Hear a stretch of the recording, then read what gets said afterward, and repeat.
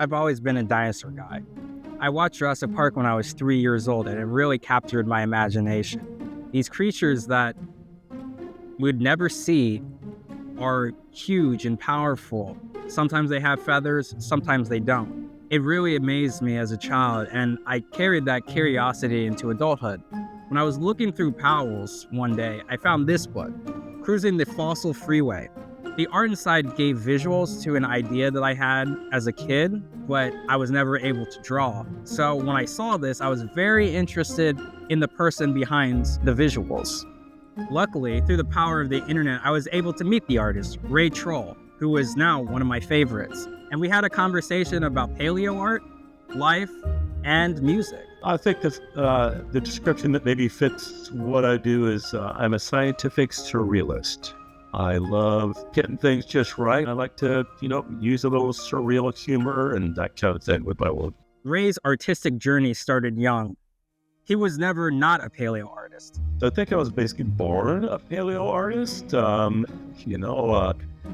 Like a lot of kids, one of the first things I was really interested in was dinosaurs. And when I picked up a crayon, the very first thing I remember drawing actually is a dinosaur. Years later, almost 70 years later, I'm still drawing dinosaurs. Beyond dinosaurs, Ray is interested in all sorts of creatures, namely the ratfish, which is something I've never heard of before we had a conversation about it. Obsessed with ratfish just because they look so darn weird. They had that goofy name, but they look like a visitor from another planet. I reached out to an ichthyologist and I learned that it basically is a deep time survivor. It's kind of a living fossil. Ray doesn't just draw. He also has a band, he does full-scale museum exhibitions, and he's just all around pretty funny. I think humor is a good way to communicate. People remember jokes. One of the things I do in my exhibits and in my books and when I draw maps is I like to hide little things in there, more cheeseburgers in there, because I love cheeseburgers and they seem like the perfect little American icon. But what they're doing, it's the joy of exploration, They're exploring, they're looking. And then when they find it, it's the joy of discovery. Behind all of Ray Troll's work is a deep love and appreciation for nature.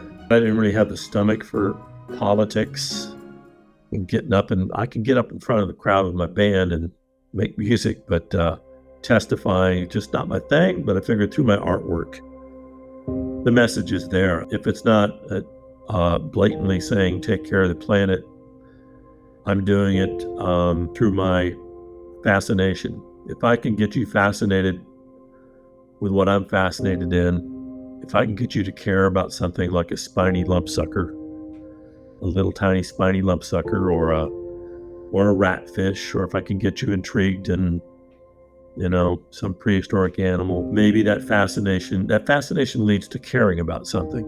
More information about the history of paleo art and how you can get involved can be found at omsi.edu/explore.